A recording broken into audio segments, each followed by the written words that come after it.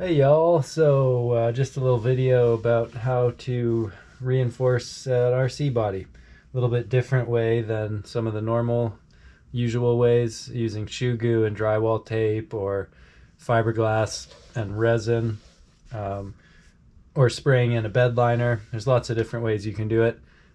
This is a way that I haven't really seen anything quite like this, so I thought I'd make a little video about it.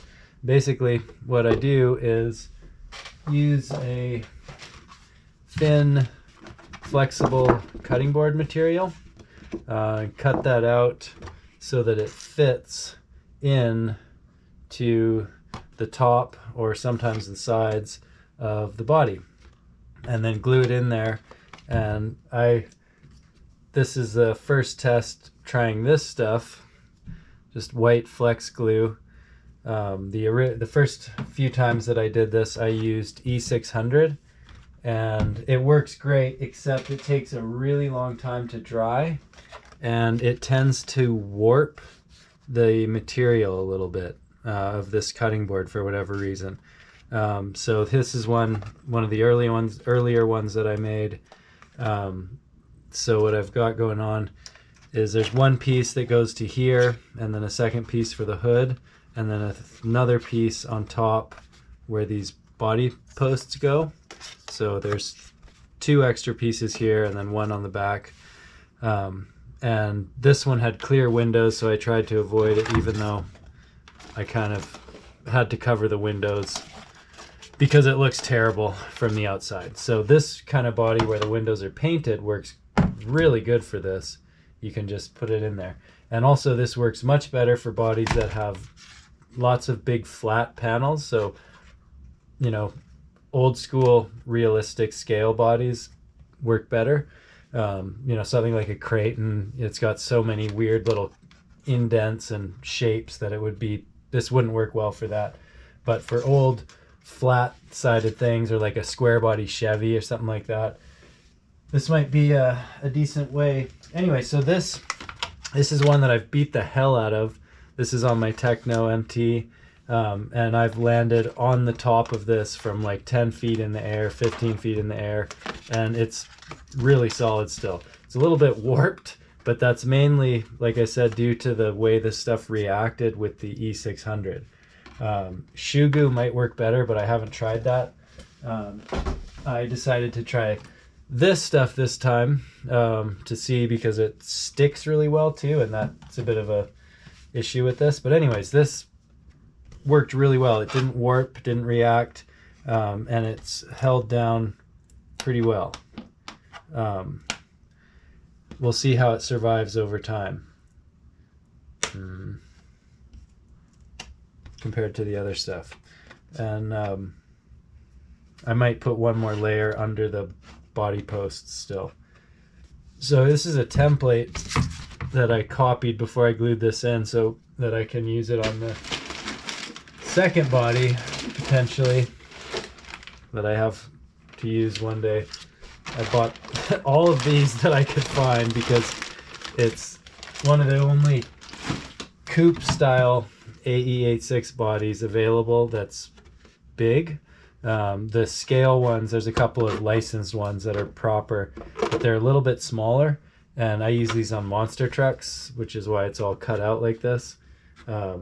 And I have a coupe 8.6, so it's kind of my thing. Anyways,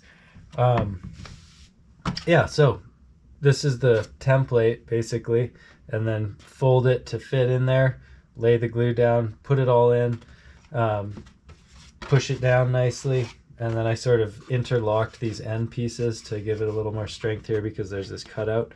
On this one, obviously I didn't have to do that because it just has a flat hood. And then this is another example of one that I did where I avoided putting it on the windshield so you could still see through it. Makes it a little less strong, but even still this adds a ton of strength. Like, takes quite a bit of force just to dimple it down, and it's not doing any other damage. However, you can see how this also reacted and kind of shrunk and pulled this front end in quite a bit, so it doesn't have that nice Skyline look anymore. It's got sort of a weird blunt-ended look, which is fine. But it worked really well in terms of support. And then on this one, I also put it all the way down onto the bumpers, because on the smaller cars, these bumpers actually hit the ground. On the MT, this is protected by a big bumper on either end that sticks out quite a bit, so the body itself is pretty well protected on the front and the back. It's just from above, so that's why I only did it on the top. But on these guys that go on the other cars, had the full thing right around to the bumper, and that makes this stuff so much stronger. Step 1, clean the inside with rubbing alcohol and paper towel, just lightly. You don't want to rub the paint off, but you just want to get all the dust and gunk off. Then clean off this with rubbing alcohol. If you want to be really good about it, you'd give a light sand to this and then clean it with rubbing alcohol. Then get your Flex Seal, or maybe shoe goo would work. E600 doesn't react well with this plastic. It makes it wrinkle. So Flex glue seems to be good. We'll see how this holds up. Fold it to shape, put it in there, glue it down, smear the glue around with a little piece of plastic to, you know, get it everywhere, or smear it onto this and then put it in there. Then get 2 pillows, put this on the ground with a little pillow on either end. Depending on the shape of the vehicle, you know, you'll adjust that, whatever. Do that. Get a piece of parchment paper or wax paper, put that in over the inside, and then you can fill bags with rice or sand or bags of grains, whatever you got lying around. I wouldn't suggest using frozen peas, because then it makes it all really cold, and I tried that once, and then the peas melt also. So anyways, sand or like a bag full of lead pellets would be better. Anyway, you want something that conforms to the whole shape and gives a nice even pressure over the whole thing.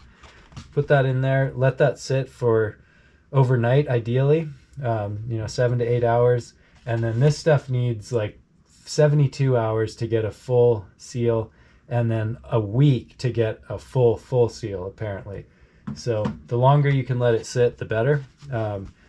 Keep it fairly warm, so that it can, you know, get the goop everywhere well. And then drill your, or, you know, make your body holes first and cover them with masking tape so that the stuff doesn't seep through onto the outside.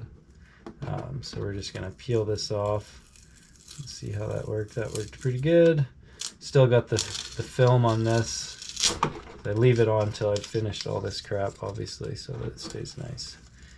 And yeah, so you can see none of the sealer or none of the glue went through on that one. So it went through a little bit on this one. If you wanted to be really sure of this, you could take the film off and then put your stuff down, but this stuff peels off pretty easily. You can see, just use your finger to peel it off. Not even a thumbnail, just your finger. Rub it and it'll come right off. And I'll do this one. Nice, that one worked well. And that one worked decently too. Okay, cool. So those are all good. And then you can just redo your holes because you already have the pilot ready to go. It makes that really easy, which is nice. Yeah, and then that's way stronger than it was before. For a little example here. Ugh. Look at that. This goes, fits about like that there. Like,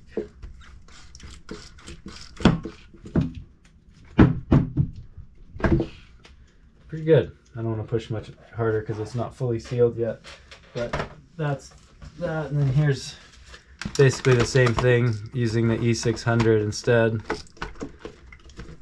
on this guy. It's kind of warped, like I said, and just a little bit finicky. But, so that one's had some impacts. And that's why on this one, I made the piece that this panel went out to about here.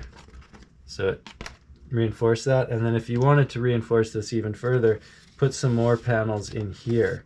And if you could have one piece that went all the way around in there to reinforce these corners, that would really put it over the top, I think. So anyways, that's that little thing. And here's a comparison of a body. So this doesn't have, this was sort of an initial idea. I just glued the same type of material just over the mounting points and was like, does that seem to help?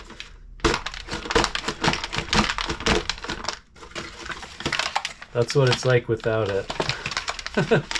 So it definitely helps.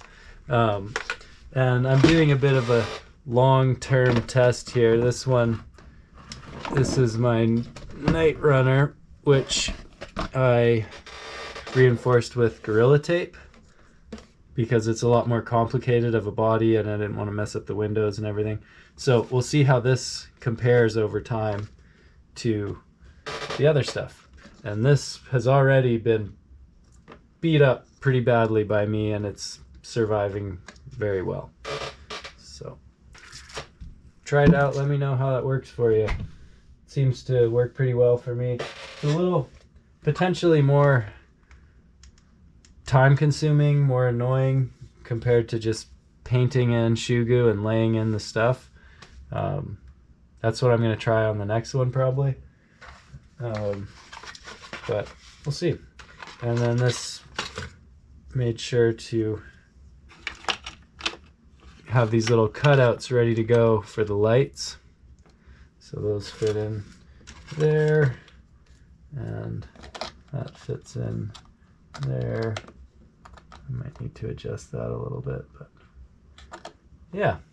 So that'll help the lights go in there. And I'm waiting on LEDs because there's 3 holes on the front and 1, 2, 3, 4, 5, 6 on the back. So I'm not going to fill all of them up, but I need to fill a few of them up.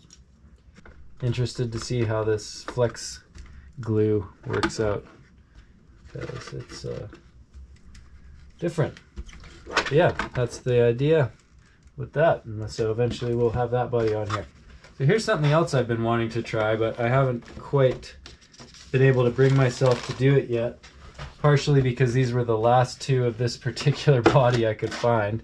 But what if you just buy 2 of the same body, stick them together?